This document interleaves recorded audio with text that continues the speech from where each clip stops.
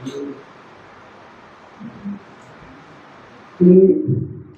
ಜೀವರು ಮಾನವ ದೇಹ ಪಡೆಯೋದೇನೆ ಬಹಳ ದುರ್ಲಭ ಅಂತ ಶಾಸ್ತ್ರಗಳು ಹೇಳ್ತಾರೆ.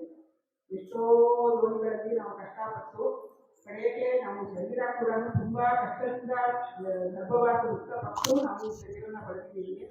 ಅಂಥ ಒಂದು ಅಮೂಲ್ಯವಾದ ಶರೀರ ದೇವರು ನಮಗೆ ಕೊಟ್ಟಾಗ ಅದನ್ನ ಲೌಕಿಕವಾದ ಒಂದು ಇಂದ್ರಿಯ ತೋಷಣೆಗೋಸ್ಕರ ನಾವು ಅದನ್ನು ಉಪಯೋಗಿಸ್ಕೊಳ್ಳದಂಗೆ ಪರಮಾತ್ಮನ ಕಾರಣಕ್ಕೆ ಪರಮಾತ್ಮನ ಪ್ರೀತಿಗೋಸ್ಕರ ನಾವು ಅದನ್ನು ವಿನಿಯೋಗ ಮಾಡಬೇಕು. ಯಾಕಂದರೆ ನಾವು ಎಷ್ಟೇ ನಾವು ಇಲ್ಲಿ ಪ್ರಯತ್ನ ಪಟ್ಟರು ನಾವು ಸುಖವನ್ನು ಪಡೋಕ್ಕಾಗಲ್ಲ. ಯಾಕಂದರೆ ನಾವು ಅಸ್ವತಂತ್ರರು. ನಾವು ಸುಖದ ಪ್ರಯತ್ನ ಅಷ್ಟೇ ಪಟ್ಟು ಹೊರತು ನಮಗೆ ಸುಖ ಸಿಕ್ಕೋದು ಪರಮಾತ್ಮ ಕೊಟ್ಟರೆ ಮಾತ್ರ.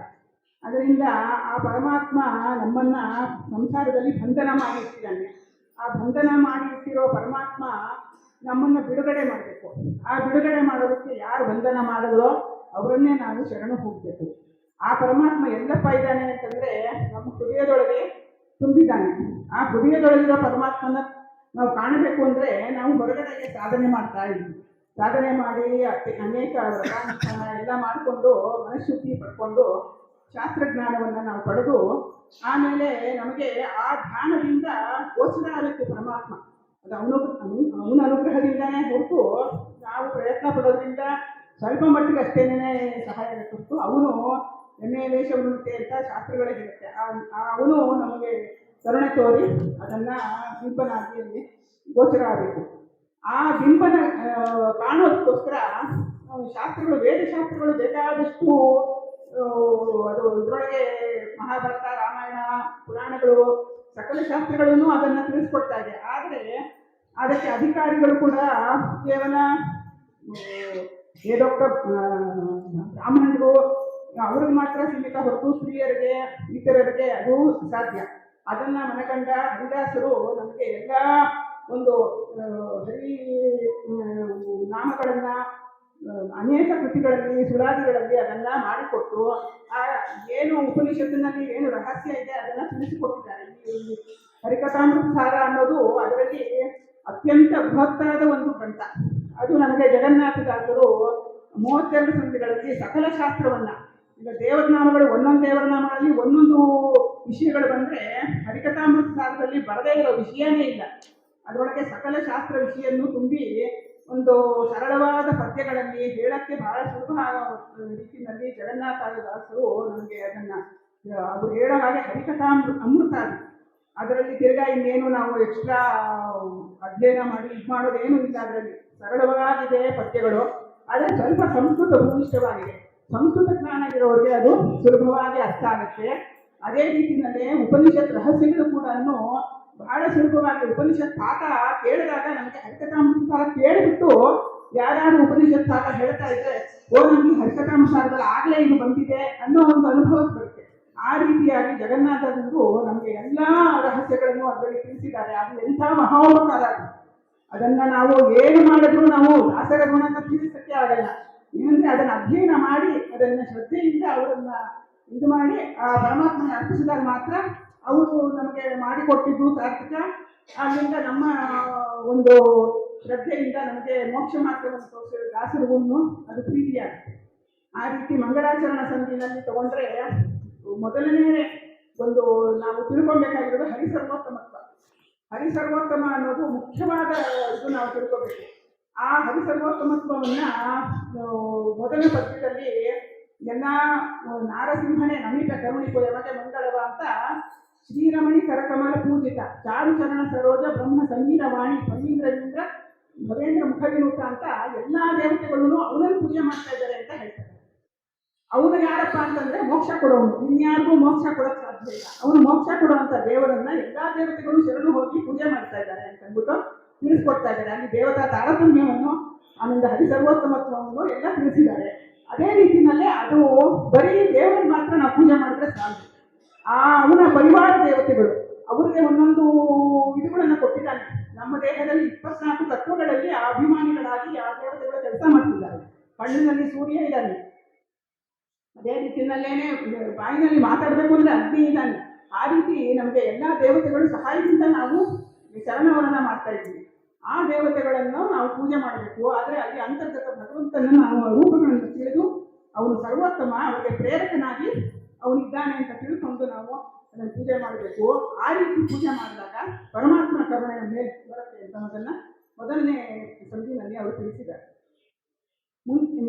ಮುಂದೆ ಕರುಣೆ, ಪರಮಾತ್ಮನ ಕರುಣೆ ನಾವು ಪಾತ್ರರಾಗಬೇಕು. ಏನು ಯಾವಾಗ ಕರುಣೆ ಬರುತ್ತೆ ನಮ್ಮ ಮೇಲೆ ಅಂದರೆ, ಅವನು ಹೇಳಿದಲ್ಲಿ ಯಾವ ವೇದೋಕ್ತವಾದ ಆಜ್ಞೆಗಳನ್ನು ಕೊಟ್ಟಿದ್ದಾನೆ ದೇವರು, ವಿಧಿ ನಿಷೇಧಗಳು. ಆ ವಿಧಿ ನಿಷೇಧಗಳನ್ನ ನಾವು ಪಾಲಿಸಿದಾಗ ಪರಮಾತ್ಮನಿಗೆ ನಮ್ಮ ಮೇಲೆ ಕರುಣೆ ಬರುತ್ತೆ. ಆ ಕರುಣೆ ಯಾಕಪ್ಪ ಅಂತಂದ್ರೆ ಬೇರೆಯವ್ರು ತೋರಿಸೋ ಕರುಣೆ ನಮಗೆ ಆ ರೀತಿಯಲ್ಲ. ಜನಪ ಮಿಚ್ಚಿದರೀವ ಧನವಾಹನ ವಸನ ಭೂಮಿಯ ತರುಮನಗಳಿದ್ದಾದರಿಪರುಂಟೇನೋ ಲೋಕದಲ್ಲಿ ಅಂತ ಹೇಳ್ತಾರೆ. ಏನಂದ್ರೆ ಯಾರ್ಯಾರ ನಮ್ಮ ಮೇಲೆ ಕರುಣೆ ಬಂದ್ರೆ ಸ್ವಲ್ಪ ದುಡ್ಡು ಕೊಡ್ಬೋದು ಅಥವಾ ಸ್ವಲ್ಪ ಸಹಾಯ ಮಾಡ್ಬೋದು, ಏನ್ ಬೇಕಾದ್ರೂ ಮಾಡ್ಬೋದು. ಆದ್ರೆ ಪರಮಾತ್ಮ ನಮ್ಮೊಳಗೆ ಇದ್ದು ನಮಗೆ ಪ್ರೇರಕನಾಗಿ ನಮ್ಮ ಸಕಲ ಯಾವಾಗ ಆದ್ರೂ ಕೂಡ ಅವನು ಕಣ್ಣಿಗೆ ವೇಂದ್ಯದಲ್ಲಿ ಕೈ ಮೈ ತಿಂದು ಬದುಕುವ ಜರದಿ ಅವನು ಆ ಥರ ನಮ್ಮ ಹತ್ರ ಇದ್ದು ನಮಗೆ ಉಪಕಾರ ಮಾಡ್ತಾ ಇದ್ದಾನೆ. ಅಂಥ ಪರಮಾತ್ಮನ ಉಪಕಾರವನ್ನ ಸದಾ ನಾವು ಸ್ಮರಣೆ ಮಾಡಬೇಕು ಅನ್ನೋದನ್ನ ಕರುಣಾಸಂಧಿನಲ್ಲಿ ತಿಳಿಸ್ತಾ ಇದ್ದಾರೆ. ಮುಂದೆ ಪರಮಾತ್ಮ ಎಲ್ಲಿದ್ದಾನಪ್ಪ ಅಂತ ನಾವು ನಮ್ಗೆ, ಯಾಕಂದ್ರೆ ನಮ್ಗೆ ಅಜ್ಞಾನಿಗಳು, ನಾವು ಸಂಸಾರದಲ್ಲೇ ಇರ್ತೀವಿ. ಅದರಿಂದ ಪರಮಾತ್ಮ ಎಲ್ಲಿದ್ದಾನೆ ನಮ್ಮ ಕಣ್ಣು ಕಾಣೋದಿಲ್ಲ, ಬರೀ ಫೋಟೋ ಕಾಣುತ್ತಷ್ಟೇ ಹೊತ್ತು ಅನುಭವಕ್ಕೆ ಬರೋದಿದೆ ನಮಗೆ. ಆ ಅನುಭವಕ್ಕೆ ಬರೋದನ್ನ ವ್ಯಾಪ್ತಿ ಸಂಧಿನಲ್ಲಿ ದಾಸರು ಸುಂದರವಾಗಿ ಉದಾಹರಣೆಗಳ ಮೂಲಕ ತಿಳಿಸ್ತಾ ಇದ್ದಾರೆ. ಎಲ್ಲಿ ಒಂದು ಇದ್ರೂ ಒಂದು ಬೀಜದಲ್ಲಿ, ಆ ಮಾವಿನ ಬೀಜದಲ್ಲಿ ಮಾವಿನ ಹಣ್ಣೆ ಬರೋ ಹಾಗೆ, ಒಂದು ಬೇವಿನ ಬೀಜದಲ್ಲಿ ಬೇವಿನ ಮರನೇ ಬರುತ್ತೆ. ಅಂದ್ರೆ ಪರಮಾತ್ಮ ಅಲ್ಲಲ್ಲಿ ಅಲ್ಲಲ್ಲಿ ಆ ಗುಣಗಳನ್ನಿಟ್ಟು ಪ್ರಕಟ ಆಗ್ತಾ ಇದ್ದಾನೆ. ಆ ರೀತಿಯಾಗಿ ಒಂದು ಇದನ್ನ ತಗೊಂಡ್ರೆ ಕಬ್ಬಿಣದಲ್ಲಿ ಹೇಗೆ ಬೆಂಕಿ ಒಳಗಡೆ ಇದೆ, ಕಾದ ಕಬ್ಬಿಣ ಹಿಡಿದು ಬೆಳೆಯಲು ವೇದನೆಯ ಲೋಹಗಳಿಗಲ್ಲದೆ ಆದುದೇನನೆ ಅಲ್ಲದಾಗುತ್ತೆ ಏನು ಮಾಡಿದರು. ಯಾವ ರೀತಿ ಇದ್ದಾನೆ ಪರಮಾತ್ಮ ಅಂತ ನಮ್ಮೊಳಗಿದ್ದಾನೆ ಅಂದ್ರೆ ನಮಗಾಗೋ ಸುಖ ದುಃಖ ಇಲ್ಲ, ಅವನಿಗಾಗುತ್ತಾ ಅಂದ್ರೆ ಖಂಡಿತ ಆಗಲ್ಲ. ಅವನು ಪರಮಾತ್ಮ ನಿರ್ಲೇಪನಾಗಿ ನಿರ್ಲಿಪ್ತನಾಗಿ ಎಲ್ಲರೊಳಗೂ ಎಲ್ಲ ಕೆಲಸ ಮಾಡ್ತಾನೆ. ಆದರೆ ಆ ಜೀವರ ಸಂಬಂಧ, ಪ್ರಕೃತಿ ಸಂಬಂಧ ಅವನಿಗೆ ದೇಶವೂ ಇಲ್ಲ ಅನ್ನೋದನ್ನ ಆ ಒಂದು ಊರಿನಲ್ಲಿ ತಿಳಿಸ್ತಾ ಇದ್ದಾರೆ. ಈ ರೀತಿ ಪರಮಾತ್ಮನ ಕರುಣೆಯನ್ನ ಪೂರ್ತಿ ಇದರೊಳಗಡೆಗೆ ದಾಸರು ನಮ್ಗೆ ತಿಳಿಸಿಕೊಟ್ಟು, ಅವನು ಮಹಾಕರುಣಾಮಯಿ, ನಾವು ಏನೂ ಮಾಡಲ್ಲ, ಅವನಿಗೇನು ಬೇಕೇ ಆಗಿಲ್ಲ ನಮ್ಮಿಂದ. ಹಾಗಾದ್ರೂ ನಮ್ಗೆಲ್ಲಾನು ಅವನೇ ಮಾಡಬೇಕು. ನಮ್ಗೇನು ಅವನು ಮಾಡಲಿಲ್ಲ, ಅವನು ನಮ್ಮ ಅಸ್ತಿತ್ವಕ್ಕೆ ಅವನು ಬೇಕು. ಆ ರೀತಿ ನಾವು ಅವನ ಮೇಲೆ ಇದಾಗಿ ಆಧಾರವಾಗಿ ಅವನು ನಮ್ಮನ್ನು ಕಾಪಾಡ್ತಾ ಇದ್ದಾನೆ. ಆ ಇದನ್ನು ನಾವು ಅನುಸಂಧಾನ ಮಾಡಬೇಕು ಅಂತ ಹೇಳ್ತಿದ್ದಾರೆ. ಮುಂದೆ ಭೋಜನ ಸಂಧಿ ಬರುತ್ತೆ.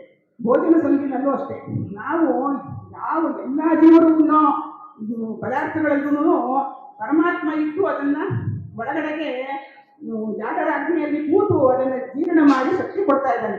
ಆ ರೀತಿ ಶಕ್ತಿ ಕೊಡುವಾಗ ಆ ಪದಾರ್ಥಗಳಲ್ಲಿ ಬರೀ ಪದಾರ್ಥನೇ ಶಕ್ತಿ ಕೊಡುತ್ತೆ ಅಂತ ನಾವು ಊಟ ಮಾಡಿದ್ರೆ ಆ ಊಟದಲ್ಲಿ ನಮ್ಗೆ ಯಾವ ಶಕ್ತಿನೂ ಬರಲ್ಲ. ಆಮೇಲಿಂದ ಇಂಥ ಹೇಗೆ ಶುದ್ಧವಾದ ಆಹಾರ, ಆಮೇಲೆ ಅದರಲ್ಲಿ ಪರಮಾತ್ಮನ ರೂಪಗಳು ಎಷ್ಟಿದೆ ಅನ್ನೋದನ್ನು ತಿಳಿದು ನಾವು ಇದನ್ನ ಭೋಜನವನ್ನ ಯಜ್ಞ ಅಂತ ಮಾಡಬೇಕು. ಬರೀ ಎಲ್ಲದರಲ್ಲಿ ತಿನ್ನೋದು, ಹಾಗಂದ್ರೆ ತಿನ್ನೋದು, ಆಮೇಲೆ ಆ ತಿನ್ನೋ ಪದಾರ್ಥದಲ್ಲಿ ಪರಮಾತ್ಮನ ಸ್ಮರಣೆನೇ ಇಲ್ಲ ನಮಗೆ ತಿನ್ನೋದು, ಆ ಇದನ್ನ ಮಾಡಿದಾಗ ಅವ್ರಿಗೆ ಆ ರೀತಿ ಆ ಜೀವಕ್ಕೆ ಆದದಕ್ಕೆ ಏನೇನು ರೋಗ ಬರಬೇಕೋ ರೋಗಗಳೇ ಬರುತ್ತೆ. ಪರಮಾತ್ಮನ ಅನುಗ್ರಹ ಸಿಕ್ಕೋದಿಲ್ಲ. ಅದಕ್ಕೆ ಯಾವ ಒಂದು ಪದಾರ್ಥದಲ್ಲಿ ರೂಪಗಳನ್ನು ತಿಳಿದು, ಅಲ್ಲಿ ಪಂಚಕೋಶಗಳ ರೂಪಗಳನ್ನು ತಿಳಿದು ಯಾರು ಊಟ ಮಾಡ್ತಾರೆ ಆ ಒಂದು ಜೀವರಿಗೆ ನಿತ್ಯೋಪವಾಸಿ ವಿರಾಮಯನು ನಿಷ್ಪಾತಿ ನಿತ್ಯ ಮಹತ್ ವ್ಯಕ್ತಿಗಳು ಆಚರಿಸಿದವನು ಅಂತ ಹೇಳ್ತಾರೆ. ಅವನು ಎಲ್ಲ ರೋಗಗಳಿಂದ ದೂರ ಆಗ್ತಾನೆ, ಎಲ್ಲ ಯಜ್ಞ ಮಾಡಿದ ಫಲನೂ ಅವನು ಬರುತ್ತೆ ಅಂತ ದಾಸರು ತಿಳಿಸ್ಕೊಳ್ತಾ ಇದ್ದಾರೆ. ಕಡೆಗೆ ಎಷ್ಟು ರೂಪಗಳಿಂದ ಪಾದಾದಿಶಿರ ಪರ್ಯಂತ ವ್ಯಾಪಿಸಿ ಕಾದುಕೊಂಡಿನ ಸಂತತ ಜಗನ್ನಾಥ ವಿಠಲನು ನಮ್ಮ ಪಾದದಿಂದ ಹಿಡಿದು ಶಿರಸ್ಸಿನವರೆಗೆ ಪೂರ್ತಿ ನಮ್ಮನ್ನ ಕಾಪಾಡ್ತಾ ಇದ್ದಾನೆ. ಇಷ್ಟು ರೂಪಗಳಿಂದ ನಮ್ಮನ್ನ ಕಾಪಾಡ್ತಾ ಇದ್ದಾನೆ. ಅಂಥ ಪರಮಾತ್ಮ ಕಾಪಾಡ್ತಾ ಇರ್ಬೇಕಾದ್ರೆ ಅವನು ಹೇಳಿದಂಥ ಸಾತ್ವಿಕ ಆಹಾರವನ್ನ ನಾವು ಅವನಿಗೆ ಸಮರ್ಪಣೆ ಮಾಡಿ ನಾವು ಅದನ್ನು ಯಜ್ಞ ಅಂತ ಮಾಡಬೇಕು ಅನ್ನೋದನ್ನು ತಿಳಿಸ್ಕೊಡ್ತಾ ಇದ್ದಾರೆ. ಮುಂದೆ ವಿಭೂತಿ ಸಂಧಿನಲ್ಲಿ ಅದೇ ರೀತಿಯಲ್ಲೇ ವಿಭೂತಿ ಯಾವ ಯಾವ ಒಂದು ವಸ್ತು ನೋಡಿದ್ರು ಅಲ್ಲಿ ಒಂದು ವಿಶೇಷತೆ ಇರುತ್ತೆ. ಆ ಒಂದು ಭಗವದ್ಗೀತೆಯಲ್ಲಿ ಕೃಷ್ಣ ಹೇಳಿದಂಗೆ ಎಲ್ಲೆಲ್ಲಿ ನನ್ನ ವಿಭೂತಿ ರೂಪಗಳಿದೆ ಅಂತ ತಿಳಿಸಿ ಕಡೆಗೆ ಅದು ಬಹಳ ಅನಂತವಾದ ವಿಭೂತಿ ರೂಪಗಳಿದೆ. ಆ ಥರ ಆ ರೀತಿ ವಿಭೂತಿ ರೂಪದಿಂದ ಇದ್ರೆ ನಾವು ಯಾವ್ದಾದ್ರು ಒಂದು ಆಶ್ಚರ್ಯವಾದ ನೋಡಿದ ತಕ್ಷಣ ಓ ಪರಮಾತ್ಮ ಈ ರೀತಿ ಪ್ರಕಟ ಆಗಿದ್ದಾನಲ್ಲಿ ಅನ್ನೋದನ್ನ ನಾವು ತಿಳ್ಕೊಂಡು ಆ ವಿಭೂತಿ ರೂಪಗಳನ್ನ ಚಿಂತನೆ ಮಾಡೋದನ್ನ ಅಲ್ಲಿ ಪೂರ್ತಿ ಹೇಳಿದ್ದಾರೆ. ಎಲ್ಲ ಪದ್ಯ ಹೇಳ್ತಾ ಹೋದ್ರೆ ತುಂಬಾ ಹೊತ್ತಾಗತ್ತೆ. ಅದರಿಂದ ಮುಂದೆ ಇದು ಬರುತ್ತೆ ಪಂಚಮಹಾಯಜ್ಞ ಸಂಧಿ. ಪಂಚಮಹಾಯಜ್ಞ ಸಂಧಿ ಅಂತೂ ಚಾಂದೋಗ್ಯ ಉಪನಿಷತ್ತು ಅಂತ ಇದರೊಳಗೆಲ್ಲಾನು ಬರುವಂಥ ಇದರಿಂದ ಅದರಲ್ಲಿ 5 ಅಗ್ನಿಗಳು ಜನನಿ ಪಿತ ಭೂ ವಾದಿದಾಂಬರ ಗಣಿಪ ಪಂಚಾಗ್ನಿಯಲ್ಲಿ ನಾರಾಯಣನ ತ್ರಿಂಶತಿ ಮೂರ್ತಿಗಳ ವ್ಯಾಪಾರ ವ್ಯಾಪ್ತಿಗಳ ನೆನಪು ದಿವಸಗಳೆಂಬ ಸಮಿತಗಳನ್ನು ನಿರಂತರ ಹೋಮಿಸುತ್ತ ಪಾವನಕ್ಕೆ ಪಾವನೆ ಪರಮನ ಬೇಡು ಪರಮ ಸುಖ ಅಂತ ಹೇಳಿದ್ದಾರೆ. ಅದೊಂದೇ ಪದ್ಯದಲ್ಲಿ ಸಂಗ್ರಹ ಮಾಡಿಬಿಟ್ಟು 30 ರೂಪದಿಂದ ಅದು ವಿಸ್ತಾರ ಮಾಡಕ್ ಹೋದ್ರೆ ಕೇಳಿಗಟ್ಟಲೆ ಬರುತ್ತೆ. ಆದರೆ ಒಂದೇ ಇದರೊಳಗೆ ಅಷ್ಟು 5 ಅಗ್ನಿಗಳಲ್ಲಿ 5 ರೂಪ, ಒಂದೊಂದು ಅಗ್ನಿನಲ್ಲಿ 5 ರೂಪ, ಆ ರೀತಿ ಇಟ್ಟು ಜೀವರ ಸ್ಥೂಲ ಶರೀರಕ್ಕೆ ಕಾರಣ ಆಗಿದ್ದಾನೆ.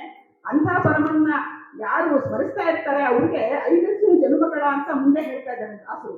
ಏನು ಇಂಥ ಇದನ್ನ ಅನುಸಂಧಾನಕ್ಕೆ ತಗೊಳ್ಳೋಕೆ ಪುನರ್ಜನ್ಮನೇ ಕೊಡಲ್ಲ, ಅಂದ್ರೆ ಮೋಕ್ಷ ಕೊಟ್ಬಿಡ್ತಾನೆ. ಹಾಗೆ ಪಂಚ ಸಾಮರೂಪ ಹೇಳ್ತಾ ಇದ್ದಾರೆ. ಅದೇ ರೀತಿ ಕಡೆಯಲ್ಲಿ ಒಂದು ದಶರೂಪಗಳನ್ನ ದಶಕರಣಗಳಲ್ಲಿ ಚಿಂತಿಸುವ ಬಗೆಯನ್ನ ಹೇಳ್ತಾ ಇದ್ದಾರೆ. ಆಮೇಲಿಂದ ಪಂಚ ತನ್ಮಾತ್ರ ಸಂಧಿನಲ್ಲಿ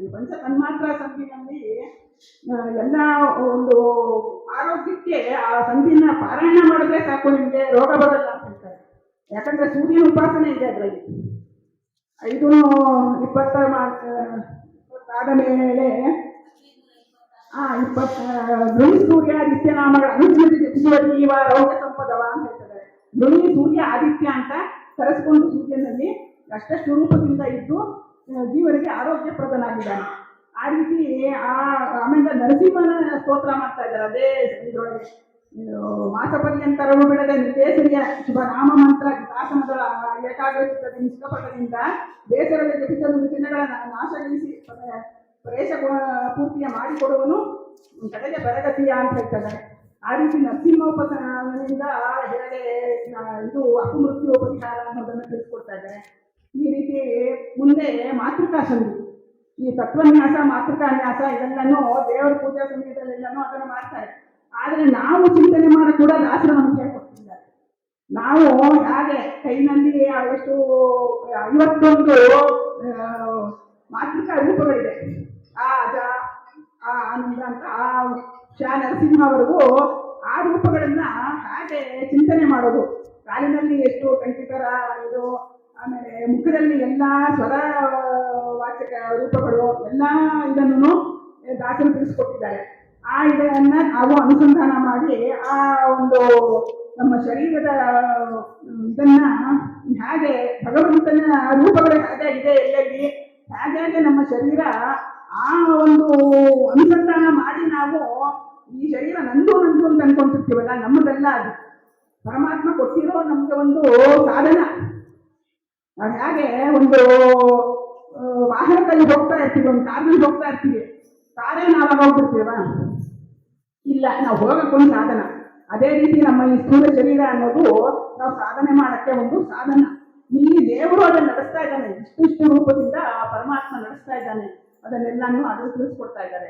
ಮುಂದೆ ವರ್ಣ ಪ್ರಕ್ರಿಯಾ ಸಂಧಿಯಲ್ಲಿ ಎಲ್ಲ ಶಬ್ದಗಳು ಪರಮಾತ್ಮನೇ ಹೇಳುತ್ತೆ. ಧ್ವನಿಗಳು, ಪಕ್ಷಿಗಳು ಕೂಗು, ಸಾಗರದ ಅಲೆಗಳ ಇದು ಹಲ್ಲಿ ಇದು ಮಾಡೋ ಶಬ್ದ, ಎಲ್ಲ ಶಬ್ದಗಳು ಪರಮಾತ್ಮನೇ ಹೇಳ್ತಾ ಇದೆ ಅಂತ ಒಂದು ವರ್ಣ ಪ್ರಕ್ರಿಯಾ ಸಂಧಿನಲ್ಲಿ ಅದನ್ನು ತಿಳಿಸ್ಕೊಡ್ತಾ ಇದ್ದಾರೆ. ಅಲ್ಲಿ ಜೀವನ ಪರಿಮಾಣ ಎಷ್ಟಿದೆ ಅನ್ನೋದು ಹೇಳ್ತಾ ಇದ್ದಾರೆ.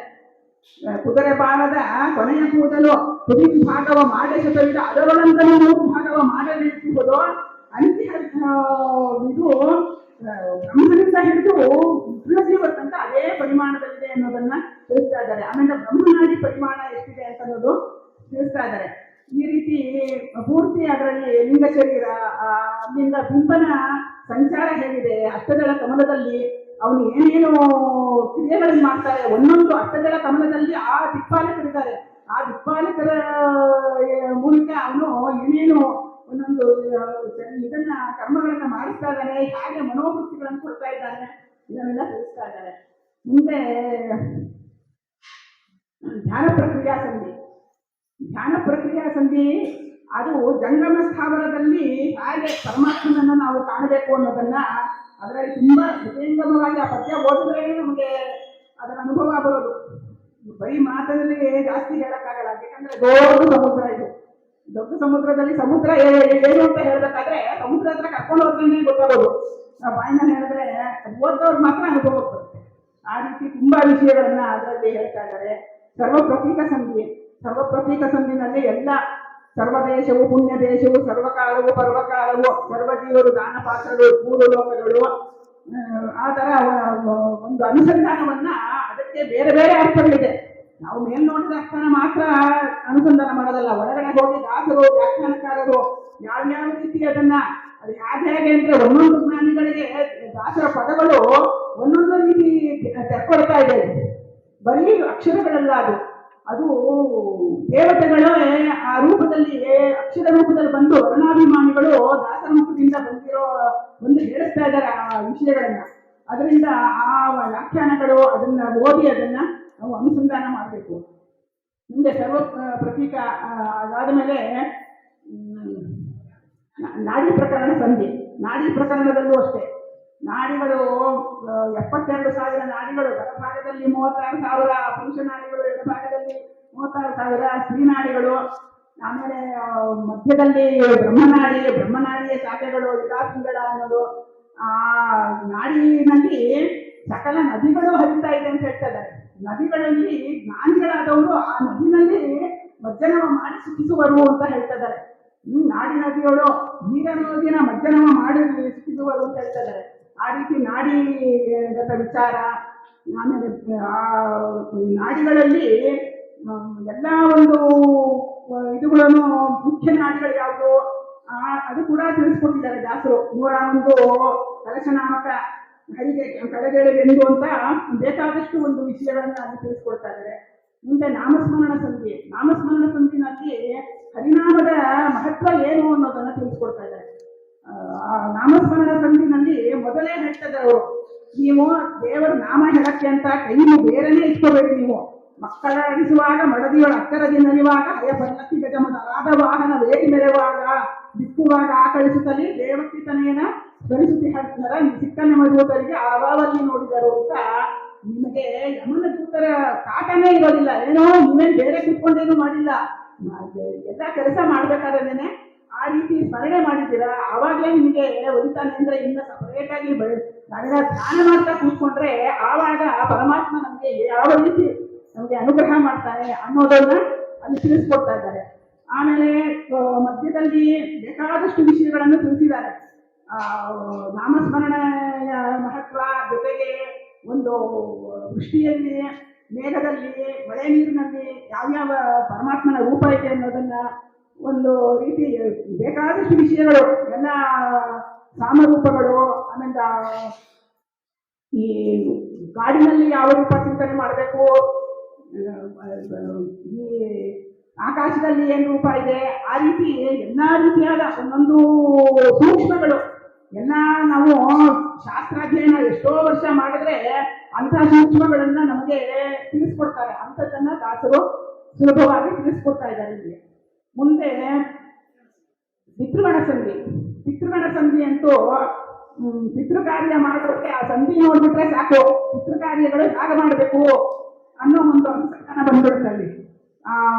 ಒಂದು ವಸುರುದ್ರ ಆದಿತ್ಯರ ಅಲ್ಲಿ ಪರಮಾತ್ಮ ಎಷ್ಟೆಷ್ಟು ರೂಪದಿಂದ ಇದ್ದಾನೆ, ಆ ಕಾಲದಲ್ಲಿ ಎಷ್ಟಿದ್ದಾನೆ, ಆ ಒಂದು ಕ್ರಿಯೆಗಳನ್ನ ಹೇಗೆ ಅವನಿಗೆ ಇದು ಮಾಡೋದು, ಸಮರ್ಪಣೆ ಮಾಡೋದು, ತಂದೆ ತಾಯಿಗಳ ಪ್ರೀತಿಗೋಸ್ಕರ ನಿಂಗೆ ಕರ್ಮವ ತರಲು ಹಿತಗಳು ಒಂದು ಮೀರದೆ ಸಾಂಗ ಕರ್ಮಗಳು ಆಚರಿಸುವವರು ಒಂದೇ ನೀರಿನ ಬೆಳೆಗಳಿಗೆ ಈ ನಂದಿನಲ್ಲಿ ದೈಹಿಕ ದೈಹಿಕ ಸುಖದಿಂದ ಬಾಳುವರು ಬಹುದಿವಸದಲ್ಲಿ ಕೀರ್ತಿಯುತರಾಗಿ ಹೇಳ್ತಾ ಇದ್ದಾರೆ. ಅಂದ್ರೆ ಅಪ್ಪ ಅಮ್ಮನ ಪಿತೃಗಳ ಕಾರ್ಯ ಮಾಡೋದು ಎಷ್ಟು ಮುಖ್ಯ ಅನ್ನೋದನ್ನ ದಾಸರು ಒಂದೇ ಪದ್ಯದಲ್ಲಿ ಸಂಗ್ರಹ ಮಾಡ್ತಾ ಇದ್ದಾರೆ.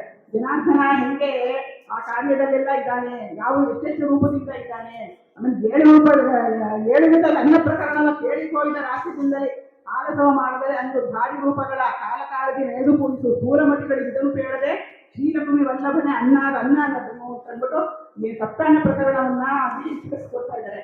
ಈ ರೀತಿ ಪಿತೃಗಣ ಸಂಧಿನಲ್ಲಿ ಸಾಕಷ್ಟು ವಿಷಯನ್ನ ದಾಸರು ತಿಳಿಸಿದ್ದಾರೆ. ಮುಂದೆ ಶ್ವಾಸಸಂಧಿ. ಶ್ವಾಸಸಂಧಿ ಅಂತೂ ನಮಗೆ ಪರಮ ಮುಖ್ಯವಾದ್ದು. ಯಾಕಂದ್ರೆ ನಾವು ಶ್ವಾಸ ಇಲ್ಲ ಅಂದ್ರೆ ನಾವು ಇಲ್ಲವೇ ಇಲ್ಲ, ನಮ್ಮ ಸಾಧನೆ ಎಲ್ಲ ಹೋಯ್ತು. ಶ್ವಾಸ ಇದ್ರೆ ನಾವು ಒಂದು ಮನುಷ್ಯ ಅಂತ ಯಾರೋ ನೋಡ್ತಾರೆ. ಆ ರೀತಿ ಅಂದ್ರೆ ಆ ಶ್ವಾಸ ಯಾರು ಮಾಡ್ತಾ ಇದ್ದಾರೆ? ಪ್ರಾಣದೇವರು ಒಳಗಿದ್ದು ಮಾಡ್ತಾ ಇದ್ದಾರೆ.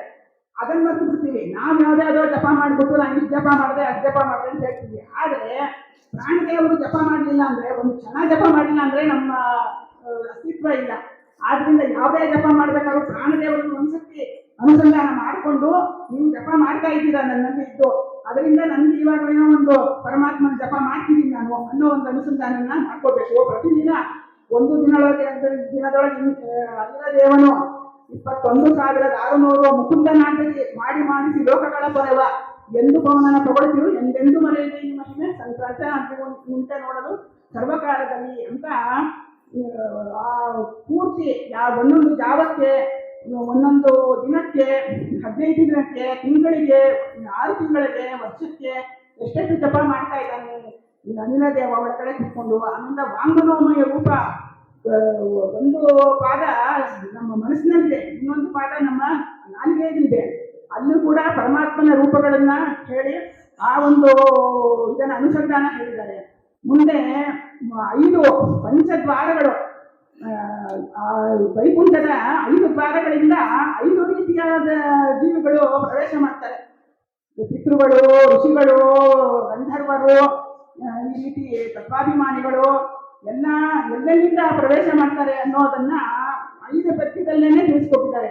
ಇದನ್ನು ಅನುಸಂಧಾನ ಮಾಡಿದ್ರೆ ನಿಮಗೆ ಮೋಕ್ಷ ಸಿಗ್ತದೆ ಅನ್ನೋದನ್ನ ಹೇಳ್ತಾ ಇದ್ದಾರೆ. ಇದರಿಂದ ಈ ಒಂದು ಶ್ವಾಸ ಸಂಧಿ ಅದು ಒಂದು ಪರಮ ಮುಖ್ಯವಾದ. ವಾಯುದೇವರು ಸುಮ್ಮನೆ ವಾಯು ಜೀವೋತ್ತಮ ಅನ್ನೋದಲ್ಲ, ಆ ಶ್ವಾಸ ಸಂಧಿನಲ್ಲಿ ಹೇಗೆ ವಾಯುದೇವರ ಮಹಿಮೆ ಇದೆ ಅದನ್ನ ನಾವು ತಿಳ್ಕೊಳ್ಳೋದಕ್ಕೆ ಅದನ್ನ ಚೆನ್ನಾಗಿ ತಿಳಿಸ್ಕೊಟ್ಟಿದ್ದಾರೆ. ಮುಂದೆ ದತ್ತ ಸ್ವಾತಂತ್ರ್ಯ ಸಂಧಿನಲ್ಲಿ ಪರಮಾತ್ಮ ಹಾಗೆ ಜೀವರಿಗೆ ನಮ್ಗೆ ಏನಾಗುತ್ತೆ, ನಾವು ಏನಾದ್ರು ಮಾಡ್ಬೇಕಾದ್ರೆ ನಾನೇ ಮಾಡ್ತಾ ಇದ್ದೀನಿ, ಪರಮಾತ್ಮ ಮಾಡಿಸ್ತಾ ಇದ್ದಾನೆ. ಎಲ್ಲಿ ಮಾಡಿಸ್ತಾ ಇದ್ದಾನೆ? ನಮಗೆ ಅನುಭವ ಬರೋಲ್ಲ, ಜ್ಞಾನಿಗಳಿಗೆ ಬರುತ್ತೆ, ನಮಗೆ ಬರಲ್ಲ. ನಾವು ಏನೇ ಮಾಡಿದ್ರು ನಾನು ಮಾಡಿದೆ ಅಂತಾನೆ ನಮಗೆ ಬರೋದು. ಆದರೆ ದಾಸರು ಹೇಳ್ತಾ ಇದ್ದಾರೆ, ಪರಮಾತ್ಮ ಇಲ್ಲದಂಗೆ ತೃಣಮೂರ್ತಿನ ಚಲತೆ, ಅದು ಏನು ಒಂದು ಕಡ್ಡಿನೂ ಅಲ್ಲಾಡಲ್ಲ. ಹಾಗಿರ್ಬೇಕಾದ್ರೆ ಪರಮಾತ್ಮ ಒಬ್ಬೊಬ್ಬರಲ್ಲಿ ಅವರವರ ಯೋಗ್ಯತೆ ತಿಳಿದು ಅವರವರಲ್ಲಿ ಅವನೇ ಸ್ಥಿತನಾಗಿದ್ದಾನೆ. ಅವನೇನು ಕೊಟ್ಟಿಲ್ಲ, ಕೊಡೋದಕ್ಕೆ ಅದು ಕೊಡೋ ವಸ್ತುನೂ ಅಲ್ಲ. ಪರಮಾತ್ಮನ ಗುಣನೂ ಅದು ಅಭೇದವಾಗಿದೆ. ಸಕ್ಕರೆಯಿಂದ ಸಿಹಿ ಬೇರೆ ಕೊಟ್ಬಿಡ್ತೀವಿ ಅಂದ್ರೆ ಆಗತ್ತಾ? ಸಕ್ಕರೆ ಕೊಟ್ಟರೆ ಸಿಹಿ ಆಗೋದು. ಆ ರೀತಿ ಪರಮಾತ್ಮ ಇದ್ರೇನೆ ಅಲ್ಲಿ ಸ್ವಾತಂತ್ರ್ಯ ಬರೋದು. ಆ ರೀತಿ ಆ ಪರಮಾತ್ಮನ ಒಳಗಡೆಗೆ ಅವನು ಸ್ಥಿತನಾಗಿ ಆ ಕಾರ್ಯವನ್ನು ಮಾಡ್ತಾನೆ. ಹಾಗೆ ಮಾಡ್ತಾನಪ್ಪ ಅಂದ್ರೆ, ಒಂದು ಉದಾಹರಣೆಗೆ, ಈಗ ಬೇರೆ ಬೇರೆ ಬಲ್ಬುಗಳಿವೆ. ಆ ಬಲ್ಬುಗಳಲ್ಲಿ ಬೇರೆ ಬೇರೆ ಒಂದು ಪ್ರಕಾಶ ಬರ್ತಾ ಇದೆ. 0 ಕ್ಯಾಂಡಲ್ ಒಂಥರ, 100 ಕ್ಯಾಂಡಲ್ ಒಂಥರ, ತುಂಬಾ ಪವರ್ಫುಲ್ ಆಗಿರೋ ಲೈಟ್ಗಳು ಇರುತ್ತೆ. ಆ ರೀತಿ ಅದಕ್ಕೆಲ್ಲದಕ್ಕೂ ಬೇಕಾಗಿರೋದು ಒಂದೇ ಕರೆಂಟ್. ಅದೇ ಕರೆಂಟೇನೆ ಎಲ್ಲ ಥರ ಒಂದು ಬೆಳಕನ್ನ ಕೊಡ್ತಾ ಇದೆ. ಅದೇ ರೀತಿ ಪರಮಾತ್ಮ ಏನ್ ಮಾಡ್ತಾನೆ ಅಂದ್ರೆ, ಬ್ರಹ್ಮದೇವರು ಎಂಥ ಶಕ್ತಿವಂತರು. ಇಡೀ ಬ್ರಹ್ಮಾಂಡವನ್ನ ಸೃಷ್ಟಿ ಮಾಡಿ ಅಲ್ಲಿ ಚಟುವಟಿಕೆ ಎಲ್ಲ ಜೀವರು ಎಂಥ ಯೋಗಿಗಳು ಅಂಥದ್ದೆಲ್ಲ ಸೃಷ್ಟಿ ಮಾಡ್ತಾರೆ. ಆಮೇಲೆ ತತ್ವಾಭಿಮಾನಿಗಳು ಎಷ್ಟು ಜೀವರಾಶಿಗಳಲ್ಲಿ ಕಾರ್ಯ ಮಾಡಿಸ್ತಾರೆ. ಅವ್ರಿಗೆಲ್ಲ ಅಷ್ಟೊಂದು ಶಕ್ತಿ, ಅಷ್ಟೊಂದು ಅಂಶದಿಂದ ಅವ್ರು ಕೆಲಸ ಮಾಡೋಕ್ಕೆ ಶಕ್ತಿ ಕೊಡ್ತಾ ಇದ್ದಾನೆ. ಸಾಮಾನ್ಯ ಮನುಷ್ಯರಿಗೆ ಅವ್ರಿಗೆ ಯೋಗ್ಯತೆ ತಕ್ಕಂಗೆ ಅವ್ರು ಊಟ ಸಂಪಾದಿಸೋದಕ್ಕೆ ಎಷ್ಟು ಬೇಕೋ ಅಷ್ಟು ಶಕ್ತಿ ಕೊಡ್ತಾ ಇದ್ದಾನೆ. ಆ ರೀತಿ ಆ ಥರ ಬೇರೆ ಬೇರೆ ರೀತಿಯಾಗಿ ಪರಮಾತ್ಮ ಒಳಗಿದ್ದು ಶಕ್ತಿ ಕೊಡ್ತಾನೆ ಅನ್ನೋದನ್ನ ತಿಳಿಸ್ತಾ ಇದ್ದಾರೆ. ಅದನ್ನೇ ದತ್ತ ಸ್ವಾತಂತ್ರ್ಯ ಅಂತ ಹೇಳ್ತಿದ್ದಾರೆ. ದತ್ತ ಸ್ವಾತಂತ್ರ್ಯ ಅಂದ್ರೆ ನಮ್ಗೇನು ಭಾರತಕ್ಕೆ ಸ್ವಾತಂತ್ರ್ಯ ಬಂತು ಅಂತ ಸ್ವಾತಂತ್ರ್ಯ ನಮ್ಗೆ ಏನೋ ಕೊಟ್ಬಿಟ್ಟಿಲ್ಲ. ಪರಮಾತ್ಮ ಅದನ್ನ ಅನುಸಂಧಾನ ಮಾಡ್ಬೇಕು. ನಾವು ಒಳಗಡೆಗೆ ನೀನು ನಿಂತು ಇದನ್ನ ಮಾಡಿಸ್ತೀವಿ ಅಂತ ಪ್ರತಿದಿನ ನಾವು ಅದನ್ನ ಪ್ರತಿ ಕ್ಷಣ ಮಾಡ್ತಾರೆ. ವಾಯುದೇವರು ಪ್ರತಿ ಕ್ಷಣದಲ್ಲಿ ಪರಮಾತ್ಮನಿಗೆ ಸಮರ್ಪಣೆ ಮಾಡ್ತಾ ಇರ್ತಾರಂತೆ. ನಾವು ಸಮರ್ಪಣೆ ಅನ್ನೋದೇ ನಮ್ಗೆ ಗೊತ್ತಿಲ್ಲ. ಅದರಿಂದ ಇವತ್ತಿನ ದಿವಸ ನಾವು ಇಷ್ಟು ದಿವಸ ಏನೋ ಒಂದು ಮಾಡಿದ್ವಲ್ಲ, ಅದನ್ನ ಸಮರ್ಪಣೆ ಮಾಡೋಕ್ಕೋಸ್ಕರ ಸೇರ್ತೀವಿ. ಆ ಸಮರ್ಪಣೆ ಅನ್ನೋದು ಕ್ಷಣದಲ್ಲಿ ನಾವು ನಮ್ಮ ಸತ್ಕಾರ್ಯಗಳನ್ನ, ದುಷ್ಕರ್ಮನೂ ಆಗತ್ತೆ, ಅದು ಅವನ ಅಧೀನ ಅಂತ ಚಿಂತನೆ ಮಾಡಿ ನಾವು ಅದನ್ನ ಇದು ಮಾಡಬೇಕು. ಆ ರೀತಿ ಆ ದತ್ತ ಸ್ವಾತಂತ್ರ್ಯ ಸಂಧಿನಲ್ಲೂ ಸಾಕಷ್ಟು ವಿಷಯಗಳಿದೆ. ಅದೆಲ್ಲಾನು ಹೇಳೋದಕ್ಕೆ ಸಾಧ್ಯ ಇಲ್ಲ. ಅದು ಎಷ್ಟೋ ಒಂದು ಸಂಕ್ಷಿಪ್ತವಾಗಿ ಒಂದಷ್ಟು ಇದು ಮಾಡಿದ್ದೀನಿ. ಮುಂದೆ ತಾರತಮ್ಯ ಸಂಧಿಗಳು ಬರುತ್ತೆ. ತಾರತಮ್ಯ ಸಂಧಿಗಳಲ್ಲಿ ಹೇಗೆ ತಾರತಮ್ಯ ಎಷ್ಟೆಷ್ಟು ಗುಣದಿಂದ ಯಾರ್ಯಾರು ಆ ಸ್ಥಾನದಲ್ಲಿದ್ದಾರೆ ಅನ್ನೋದನ್ನ ತಿಳಿಸ್ತಾ ಇದ್ದಾರೆ. ಹರಿ ಸರ್ವೋತ್ತಮ, ಅವನ ಸಮಕ್ಕೆ ಸಮರಾಗಲಿ ಅಧಿಕರಾಗಲಿ ಇಲ್ಲೇ ಇಲ್ಲ ಪರಮಾತ್ಮನಿಗೆ. ಅವನು ಲಕ್ಷ್ಮಿಗಿಂತಾನೆ ಅನಂತ ಗುಣದಿಂದ ಮೇಲಿರೋನು. ಅವನನ್ನ ನಾವು ಇದರೊಳಗೆ ತಗೊಳ್ಳೋದೇ ಇಲ್ಲ.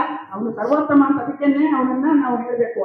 ಆಮೇಲೆ ಲಕ್ಷ್ಮಿ, ಲಕ್ಷ್ಮಿ ಅನಂತ ಗುಣದಿಂದ ಇವತ್ತಿನ ದಿವಸ ಲಕ್ಷ್ಮೀ ಹೇಗೆ ಅಂತಂದ್ರೆ ಅವಳ ಕಟಾಕ್ಷದಿಂದಾನೇ ನಮ್ಗೆ ಎಲ್ಲ ನಡೀತಾ ಇದೆ. ಇಡೀ ಬ್ರಹ್ಮಾಂಡ ಸೃಷ್ಟಿ ಸ್ಥಿತಿ ಲಯ, ಯಾರು ಬ್ರಹ್ಮ ಯಾರು ರುದ್ರ ಎಲ್ಲಾರ್ಗು ಅವಳು ಸೃಷ್ಟಿ ಮಾಡ್ಬಿಡ್ತಾಳೆ. ಅವಳ ಮನಸ್ಸು ಬಂದ್ರೆ ಅವ್ರು ಯಾವ್ದಂತೆಲ್ಲರೂ ಏನ್ ಮಾಡ್ತಾರೆ, ಅಷ್ಟು ಶಕ್ತಿ ಇರೋಳು. ಅಂತ ಶಕ್ತಿ ಇರೋ ಲಕ್ಷ್ಮೀಗುನು ಶಕ್ತಿ ಪ್ರಧಾನಾಗಿರೋನು ಪರಮಾತ್ಮ. ಒಂದೇ ಒಂದು ನ್ಯೂನತೆ ಅಂತೆ ಲಕ್ಷ್ಮಿಗೆ, ಅಸ್ವಾತಂತ್ರ್ಯ ಅನ್ನೋ ಒಂದು ನ್ಯೂನತೆ ಬಿಟ್ಟರೆ ಇನ್ನ ಅದು ನ್ಯೂನತೆ ಅಲ್ಲ, ಅದು ಹರಿ ಸರ್ವೋತ್ತಮ, ಹರಿ ಸ್ವತಂತ್ರ. ಇವಳು ಅವನ ನಿಜವಾದ ಭಕ್ತಳು ಅಂದ್ರೆ ಪರಮಾತ್ಮನಿಗೆ ಲಕ್ಷ್ಮಿಯನ್ನು ಬಿಟ್ಟು ಇನ್ಯಾರು ಪ್ರೀತಿ ಪಾತ್ರವೇ ಇಲ್ಲ, ಅಂಥ ಲಕ್ಷ್ಮಿ ಅವಳು. ಆ ಲಕ್ಷ್ಮಿ ಆದ್ಮೇಲೆ ಬ್ರಹ್ಮದೇವರು, ಬ್ರಹ್ಮದೇವರಿಗೆ ಇಡೀ ಬ್ರಹ್ಮಾಂಡದ ಸೃಷ್ಟಿ ಕಾರ್ಯ ಕೊಟ್ಟಿದ್ದಾನೆ. ಆ ಬ್ರಹ್ಮನಲ್ಲಿ ಇಂಥ ಒಂದು ಶಕ್ತಿ ಬರಬೇಕಾದ್ರೆ ಪರಮಾತ್ಮ ಆ ಒಂದು ಶಕ್ತಿಯನ್ನ ಪ್ರಕಟ ಮಾಡ್ತಾನೆ. ಅದರಿಂದ ಲಕ್ಷ್ಮಿ ಆದ್ಮೇಲೆ ಬ್ರಹ್ಮ, ಬ್ರಹ್ಮನ ಆದ್ಮೇಲೆ ವಾಯು, ವಾಯು ನಂತರ ರುದ್ರದೇವರು, ರುದ್ರದೇವರ ಕಕ್ಷೆಯಲ್ಲಿ ಎಲ್ಲ ಗರುಡಶೇಷ ರುದ್ರರು, ಆ ಗರುಡಶೇಷ ರುದ್ರರು, ಅನಂತರ ಷಣ್ಮಹಿಷಿಯರು, ಷಣ್ಮಹಿಷಿಯರ ನಂತರ ಇಂದ್ರ, ಪಾರ್ವತಿ, ಸೌಪರ್ಣಿ, ವಾರುಣಿ ಬರ್ತಾರೆ. ಆಮೇಲೆ ಇಂದ್ರಕಾಮರು, ಹಿಂಗೆ ಅಹಂಕಾರಿಕ ಪ್ರಾಣ. ಆವಾಗ 6 ಜನ ಪ್ರಸೂತಿ, ಶಚಿದೇವಿ, ಶಚಿ, ರತಿ, ಸ್ವಯಂಭೂ ಮನು, ದಕ್ಷ ಪ್ರಜೇಶ್ವರ, ಆಮೇಲೆ ಕಾಮಪುತ್ರ, ಅನಿರುದ್ಧ. 6 ಜನ ಇದ್ದಾರೆ ಆ ಕಕ್ಷೆನಲ್ಲಿ. ಅದರಿಂದ ಮುಂದೆ ಪ್ರವಾಹವಾಯು ಬರ್ತಾನೆ. ಪ್ರವಾಹವಾಯು ನಂತರ 12ನೇ ಕಕ್ಷೆಯಲ್ಲಿ ಸೂರ್ಯ, ಚಂದ್ರ, ಯಮ, ಆಮೇಲೆ ಸ್ವಯಂಭೂಮಿ ಶತರೂಪಾದೇವಿ, ಶತರೂಪ. ಅನಂತರ ವರುಣ, ವರುಣ ನಂತರ ನಾರದರು ಬರ್ತಾರೆ. ನಾರದರು ಆದ್ಮೇಲೆ ಬೃಹದ್ಮಿ, ಪ್ರಸೂತಿ ಬರ್ತಾರೆ. ಆಗ ಆ ಪ್ರಸೂತಿ, ಆ ಪ್ರಸೂತಿ ಮುಂದಿನ ಸೆಕ್ಷನ್ನಲ್ಲಿ ಎಲ್ಲ ಇವರು ಸಪ್ತಋಷಿಗಳು, ಸಪ್ತಋಷಿಗಳು, ವಿಶ್ವಾಮಿತ್ರರು ಇವರು ಬರ್ತಾರೆ. ಆಮೇಲಿಂದ ಅಲ್ಲಿ ನೀರೂಪಿ,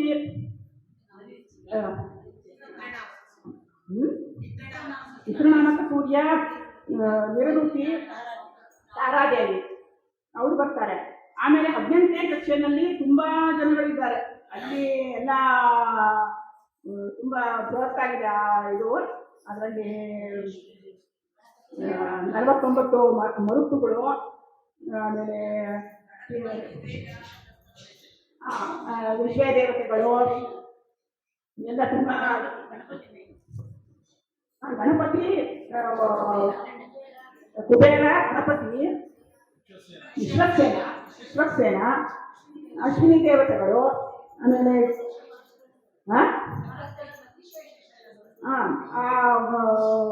ಇವರುಗಳು ಪಿತೃತ್ರಯರು ಅಂತ ಎಲ್ಲ ಬರುತ್ತೆ.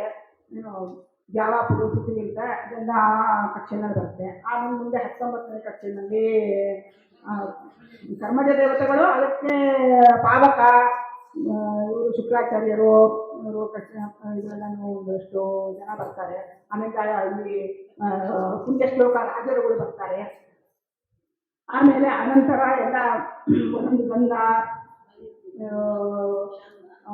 ಶ್ಯಾಮಲ, ಉಷಾ, ವಿರಾಟ್ ಬರುತ್ತೆ ಮಧ್ಯ. ಆಮೇಲೆ ಅಗ್ನಿ ಪತ್ನಿ ಸ್ವಾಹಾದೇವಿ, ಶನೈಶ್ಚರ, ಪುಷ್ಕರ. ಆಮೇಲೆ ಅನಂತರ ಎಲ್ಲ ಗಂಧರ್ವರು, ಋಷಿಗಳು, ಪಿತೃಗಳು, ಕಿರುಪಿತೃಗಳು, ಮಾನುಷ ಚಕ್ರವರ್ತಿಗಳು, ಮನುಷ್ಯ ಚಕ್ರವರ್ತಿಗಳು, ಆಮೇಲೆ ಮನುಷ್ಯೋತ್ತಮರು, ನೃಣಜೀವರು. ಆ ರೀತಿ ಸಾತ್ವಿಕರ ತಾರತಮ್ಯ ಆಗಿರುತ್ತೆ. ಆ ರೀತಿ ತಾರತಮ್ಯಗಳನ್ನ ದಾಸರು ಮೊದಲು ಶ್ರೀಹರಿಯಿಂದ ಪ್ರಾರಂಭಿಸಿ ತೃಣಜೀವರ ತನಕ ಹೇಳಿದ್ದಾರೆ. ತಿರ್ಗಾ ತೃಣಜೀವರಿಂದ ಇದು ಮಾಡಿ ಪ್ರಾರಂಭ ಮಾಡಿ ಮೇಲೆ ವಿಷ್ಣುವಿನ ತನಕ ಮಾಡಿದ್ದಾರೆ. ಆ ಬೇರೆ ಬೇರೆ ರೀತಿಯಲ್ಲಿ ತಾರತಮ್ಯಗಳನ್ನ ಹೇಳಿದ್ದಾರೆ. ಯಾಕಂದ್ರೆ ಆ ತಾರತಮ್ಯ ಅನ್ನೋದು ಅಷ್ಟು ಮುಖ್ಯ. ಆ ಒಂದು ಮೋಕ್ಷ ಪಡಿಬೇಕು ಅಂದ್ರೆ ಎಲ್ಲರಲ್ಲೂ ಯಾವ್ಯಾವ ಸ್ಥಾನದಲ್ಲಿದ್ದಾರೆ ಅವರು ಅನ್ನೋದನ್ನ ನಾವು ತಿಳ್ಕೊಂಡೇನೆ ಅವ್ರನ್ನ ಪೂಜೆ ಮಾಡಬೇಕು. ಗಣಪತಿ ಅಂದ್ರೆ ಗಣಪತಿನೇ ಸರ್ವೋತ್ತಮ, ಈಶ್ವರ ಅಂದ್ರೆ ಈಶ್ವರನೇ ಸರ್ವೋತ್ತಮ, ಯಾರು ಸೂರ್ಯ ಅಂದ್ರೆ ಸೂರ್ಯನೇ ಸರ್ವೋತ್ತಮ, ಹೀಗೆಲ್ಲ ಪೂಜೆ ಮಾಡಬಾರ್ದು. ಅವರು ಯಾವ ಕಕ್ಷೆನಲ್ಲಿದ್ದಾರೆ, ಅವರು ಎಲ್ಲಿ ಬರ್ತಾರೆ, ಅವರ ಕಾರ್ಯ ಏನು ಎಲ್ಲ ತಿಳಿದು ಪೂಜೆ ಮಾಡಿದ್ರೆ ಆ ದೇವತೆಗಳು ಸಂತೋಷ ಪಡ್ತಾರೆ. ಆಮೇಲೆ ನಮಗೂ ಅದರಿಂದ ಒಂದು ಸಾಧನೆ ಸರಿಯಾಗುತ್ತೆ ಅನ್ನೋದನ್ನ ತೋರ್ಸಕ್ಕೋಸ್ಕರ ದಾಸರು ಬೇರೆ ಬೇರೆ ಸಂಧಿನಲ್ಲಿ ತಿಳಿಸ್ಕೊಟ್ಟಿದ್ದಾರೆ. ಬೃಹತ್ತಾರತಮ್ಯ ಸಂಧಿನಲ್ಲಿ ನಮಗೆ ಮಹಾಭಾರತ ರಾಮಾಯಣ ಸುಮ್ಮನೆ ಕೇಳ್ತೀವಿ, ಯಾರ ಅವತಾರ ಯಾರು ಅಂತಾನೆ ಗೊತ್ತಿಲ್ಲ ನಮಗೆ. ಯಾರು ಪಾಂಡವರ ಅವತಾರಗಳು ಯಾವುದು ಗೊತ್ತಿಲ್ಲ. ಈ ಕಡೆ ರಾಮಾಯಣದಲ್ಲಿ ಕಪಿಗಳ ಅವತಾರಗಳು ಯಾವುದು ಅಂತ ಗೊತ್ತಿಲ್ಲ. ಏನು ನಾವು ಕೇಳಕ್ ಸಾಧ್ಯ? ಸುಮ್ಮನೆ ಕೇಳ್ತೀವಿ ಅಷ್ಟೇ, ಎಲ್ಲ ಕಪಿಗಳಿದ್ರು ಅಂತ. ಆದ್ರೆ ಅವತಾರಗಳು ಯಾರ್ಯಾವ್ದು ಅಂತ ಗೊತ್ತಾದ್ರೆ ನಮ್ಮ ಅನುಸಂಧಾನನೇ ಬೇರೆ ಆಗೋಗುತ್ತೆ. ಆ ರೀತಿ ದಾಸರು ಒಂದು ಮಹೋಪಕಾರ ಮಾಡಿದ್ದಾರೆ. ಬೃಹತ್ತಾರತಮ್ಯ ಸಂಧಿ ಮಾಡಿ ಎಲ್ಲ ದೇವತೆಗಳ ಅವತಾರ, ಒಂದು ದೇವತೆ ತಗೊಂಡ್ರೆ ಆ ದೇವತೆ ಏನೇನು ಅವತಾರ ಮಾಡಿದ್ದಾರೆ ಎಲ್ಲ ಅವತಾರಗಳನ್ನು ಹೇಳಿ ನಮಗೆ ಪೂರ್ತಿ ಯಾವುದೇ ಏನೇ ಶಾಸ್ತ್ರದ ವಿಚಾರ ಹೋದ್ರು, ಓ ಈ ದೇವತೆನಾ, ಓ ಈ ಕಕ್ಷೆನವರು, ಇದನ್ನ ನಾವು ಅನುಸಂಧಾನ ಮಾಡೋದಕ್ಕೆ ನಮಗೆ ತುಂಬಾ. ಈಗ ಹನುಮಂತ ಸುಗ್ರೀವ ದೊಡ್ಡವನೋ, ಹನುಮಂತ ದೊಡ್ಡವನೋ, ವಾಲಿ ದೊಡ್ಡವನೋ, ಸುಗ್ರೀವ ದೊಡ್ಡವನೋ ಏನೂ ಗೊತ್ತಿಲ್ಲ. ವಾಲಿ ಇಂದ್ರಾವತಾರ, ಸುಗ್ರೀವ ಸೂರ್ಯ, ಹನುಮಂತ ವಾಯುದೇವರು. ಇದನ್ನ ನಾವು ತಿಳ್ಕೊಂಡಿರ್ಬೇಕು.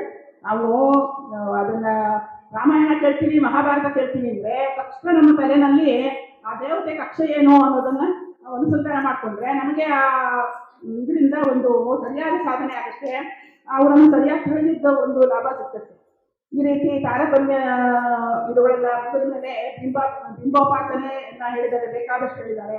ಅದಾದ್ಮೇಲೆ ನೈವೇದ್ಯ ಪ್ರಕರಣ. ನೈವೇದ್ಯದಲ್ಲಿ ನಾವು ಸುಮ್ಮನೆ ದೇವ್ರ ಮುಂದೆ ಇಡೋದು ತೆಗಿಯೋದು, ಏನಾಯ್ತು ಅಂತ ಗೊತ್ತಿಲ್ಲ, ಅದು ಇದ್ದಂಗೆ ಇರುತ್ತೆ ಪದಾರ್ಥ. ಏನ್ ದೇವ್ರ ಮುಂದೆ ಇಟ್ವಿ ಆಮೇಲೆ ತಗೊಂಡು ಊಟ ಮಾಡಿದ್ವಿ. ಹಾಗಲ್ಲ, ಪರಮಾತ್ಮ ಅವನ ದೃಷ್ಟಿಯನ್ನ ಹಾಕ್ತಾನಂತೆ ನಮ್ಮ ಪದಾರ್ಥದ ಮೇಲೆ. ಆವಾಗ ನಾವೇನ್ ಮಾಡ್ಬೇಕು ಅಂದ್ರೆ ಆ ಪದಾರ್ಥದ ಅಂತರ್ಗತನಾಗಿ ಪರಮಾತ್ಮ ಇದ್ದಾನೆ, ಅಲ್ಲಲ್ಲಿ ರಸರೂಪವಾಗಿದ್ದಾನೆ. ಆ ರಸರೂಪಗಳು ಅವ್ರಿಗೆ ಏನೇನಿದೆ ಅದು ಅವನಿಗೆ ಅರ್ಪಣೆ ಮಾಡಬೇಕಂತೆ. ಅದನ್ನ ತಗೊಂಡು ನಮಗೆ ಯೋಗ್ಯವಾದ ರಸಗಳನ್ನ ಅಲ್ಲಿ ತುಂಬಿ ದೇವರು ಕೊಡ್ತಾನೆ. ಅದು ನೈವೇದ್ಯ ಒಂದು ಅನುಸಂಧಾನ ಆಗುತ್ತೆ. ಅದಕ್ಕೋಸ್ಕರ ದಾಸರು ಎಲ್ಲ ಪದಾರ್ಥಗಳ ನೈವೇದ್ಯದಲ್ಲಿ ಏನೇನು ಬರುತ್ತೆ ಎಲ್ಲ ಸಾತ್ವಿಕ ಪದಾರ್ಥಗಳು, ಈರುಳ್ಳಿ ಬೆಳ್ಳುಳ್ಳಿ ಇಂಥದ್ದೆಲ್ಲನೂ ನಾವು ನೈವೇದ್ಯಕ್ಕೆ ಇಟ್ಬಿಟ್ಟಲ್ಲಿ ಯಾವ ರೂಪ ಇದೆ ಅಂತ ನಾವು ಆ ರೀತಿ ಕುತರ್ಕ ಮಾಡಬಾರ್ದು. ಎಲ್ಲ ಸಾತ್ವಿಕ ಪದಾರ್ಥದಲ್ಲಿ ದೇವರ ಸಾತ್ವಿಕವಾದ ರೂಪಗಳನ್ನು ತಿಳಿದು ಅದನ್ನು ನಾವು ದೇವರಿಗೆ ಅರ್ಪಣೆ ಮಾಡಿ ನಾವು ಭೋಜನ ಅಂದ್ರೆ ಅದರಿಂದ ನಮಗೆ ಆರೋಗ್ಯ ಲಭಿಸುತ್ತೆ. ಆಮೇಲೆ ಪರಮಾತ್ಮ ನಮಗೆ ಒಳ್ಳೆ ಜ್ಞಾನವನ್ನು ದಯಪಾಲಿಸ್ತಾನೆ. ಅಲ್ಲಿ ಲಕ್ಷ್ಮೀದೇವಿನೇ ಎಲ್ಲಾನು ಮಾಡ್ತಾ ಇದ್ದಾರೆ. ಭೋಜನ ಪಾಕಕರ್ತೃಗಳೊಳಗೆ ಚತುರ್ದಶ ಲೋಕ ಮಾತೆ ಮಹಾಲಕ್ಷ್ಮಿ ಅವರು ಭೋಜನ ಮಾಡ್ತಾ ಇದ್ದಾರೆ ಅಂತ ನಾವು ಅಡುಗೆ ಮಾಡ್ಬೇಕಾದ್ರೂ ಅನುಸಂಧಾನ ಮಾಡಬೇಕು, ನೈವೇದ್ಯ ಮಾಡ್ಬೇಕಾದ್ರೂ ಅದೇ ರೀತಿ ಅನುಸಂಧಾನ ಮಾಡಬೇಕು. ಅದು ನೈವೇದ್ಯ ಸಂಧಿ. ಆಮೇಲೆ ಇನ್ನೊಂದು, ದಾಸರು ತಮ್ಮ ಗೋಪಾಲದಾಸರ ಅನುಗ್ರಹದಿಂದ ಬರೆದಿರೋದು ಈ ಹರಿಕಥಾಮೃತ ಸಾರ. ವಿಜಯದಾಸರು ಹೇಳಿದ್ರು, ಗೋಪಾಲದಾಸರ ಹತ್ರ ಹೋಗಿ ನಿಮ್ಮ ಉದರ ಸೇವೆಗೆ ಒಂದು ಪರಿಹಾರ ಆಗುತ್ತೆ ಅಂತ. ಗೋಪಾಲದಾಸರ ಹತ್ರ ಹೋದಾಗ ಅವರು ಉದರ ಸೂರ್ಯನೂ ಒಂದು ಮಾಡಿ ತಮ್ಮ ಆಯುಷ್ಯ ಅವ್ರಿಗೆ ದಾನ ಮಾಡಿ ಅವ್ರಿಗೆ ಒಳ್ಳೆ ಇಂಥ ನಮಗೆಲ್ಲ ಉಪಕಾರ ಆಗೋ ರೀತಿ ಒಂದು ದೊಡ್ಡ ಕೃತಿಯನ್ನ ಮಾಡುವುದಕ್ಕೆ ಅವ್ರಿಗೆ ಶಕ್ತಿ ಕೊಟ್ಟರು. ಅದಕ್ಕೋಸ್ಕರ ಒಂದು ಸಂಧಿನ ಇಟ್ಬಿಟ್ರು ದಾಸರು, ಗಣಪತಿ ಸ್ತೋತ್ರ ಸಂಧಿ ಅಂತ. ಅದರಲ್ಲಿ ಪ್ರಾಣಪತಿ ತತ್ವೇಶ್ವರೊಡಗೂಡಿ ಗುಣಕಾರ್ಯ ತಾನೇ ಮಾಡುವೆನೆಂಬ ಜ್ಞಾನವನ್ನೇ ಕರುಣಿಸುವುದು ಅಂತ ದಾಸರು ಅಲ್ಲಿನೂ ಎಲ್ಲ ಸ್ತೋತ್ರ ಮಾಡಿ ತಮ್ಮ ಗುರುಗಳನ್ನ ವಂದಿಸಿದ್ದಾರೆ. ಕಡೆಗೆ ಕಕ್ಷಾತಾರತಮ್ಯ ಸಂಧಿ. ಕಕ್ಷಾತಾರತಮ್ಯ ಸಂಧಿನಲ್ಲಿ ಇದುವರೆಗೆ ಏನು ಹೇಳ್ಕೊಂಡ್ಬಂದ್ರು ಅಷ್ಟು ಪರಮಾತ್ಮನ ಇಂದ ಹಿಡಿದು ಎಲ್ಲಾ ದೇವತೆಗಳನ್ನು ಎಲ್ಲರೂ ಬೇರೆ ಬೇರೆಯಾಗಿ ಅವರನ್ನು ಇದು ಮಾಡಿದ್ದಾರೆ, ಸ್ತೋತ್ರ ಮಾಡಿದ್ದಾರೆ. ಆ ಸ್ತೋತ್ರಗಳನ್ನ ಮಾಡಿ ಕಡೆಗೆ ಎಲ್ಲಾನು ಜಯ ಜಯತು ಜಗತ್ ವಿಲಕ್ಷಣ ಜಯ ಜಯ ಜಗದೇಕ ಕಾರಣ ಜಯ ಜಯ ಜಗನ್ನಾಥ ವಿಠಲ. ಆ ಥರ ಜಗನ್ನಾಥನಿಗೆ ಅವನಿಗೆ ಜಯ ಅಂತಂದ್ರೆ ಅವನು ಜಯವಂತ ಯಾವಾಗ್ಲೂ. ನಮಗೆ ಜಯವನ್ನ ಪ್ರದಾನ ಮಾಡಿ, ಜಯ ಅಂದ್ರೆ ಏನು, ಸಾಧನೆ ಮಾಡಿ ನಮಗೆ ಮೋಕ್ಷಕ್ಕೆ ಹೋಗೋದೇ ಜಯ, ಈ ಪ್ರಕೃತಿ ಸಂಬಂಧ ಕಳ್ಕೊಳ್ಳೋದೇ ಜಯ. ಆ ರೀತಿಯಾಗಿ ನಮಗೆ ಅನುಗ್ರಹ ಮಾಡು ಅಂತ ಅಂದ್ಬಿಟ್ಟು ಹೇಳಿದ್ದಾರೆ. ಇನ್ನ ಬೇಕಾದಷ್ಟು ಸರಸ್ವತಿ ಸಂಧ್ಯೆನಲ್ಲಿ ಅವರ ಶಿಷ್ಯರೆಲ್ಲರೂ ಸಾಕಷ್ಟು ದಾಸರ ವೈಭವವನ್ನು ಕೊಂಡಾಡಿದ್ದಾರೆ. ಇದು ನಮಗೆ ಏನೋ ಒಂದು ಅಲ್ಪಮಟ್ಟಿಗೆ ಏನೋ ಒಂದಿಷ್ಟು ಅನುಸಂಧಾನ ಬಂದಿದ್ದನ್ನ ನಾವು ಗುರುಗಳ ಕೊಡವನಹಳ್ಳಿ ಶ್ರೀನಿವಾಸಾಚಾರ್ಯರು, ವೇದಾಂತ ಪಂಡಿತರು ಅಂಥವ್ರ ಮುಂದೆ ಮಾತಾಡೋದು ಕಷ್ಟ. ಆದರೂ ಏನೋ ಧೈರ್ಯ ಮಾಡಿ ಒಂದಿಷ್ಟನ್ನ ಹೇಳಿದ್ದೀನಿ. ಅದನ್ನು ಅವರ ಅಂತರ್ಗತ, ಜಗನ್ನಾಥಾಸರ ಅಂತರ್ಗತ, ರಾಜೇಂದ್ರ ಸ್ವಾಮಿಗಳ ಅಂತರ್ಗತ, ಮುಖ್ಯ ಪ್ರಾಣ ಅಂತರ್ಗತ ಶ್ರೀ ಲಕ್ಷ್ಮೀ ನರಸಿಂಹನಿಗೆ ನಾನು ಸಮರ್ಪಣೆ ಮಾಡ್ತಾ ಇದ್ದೀನಿ.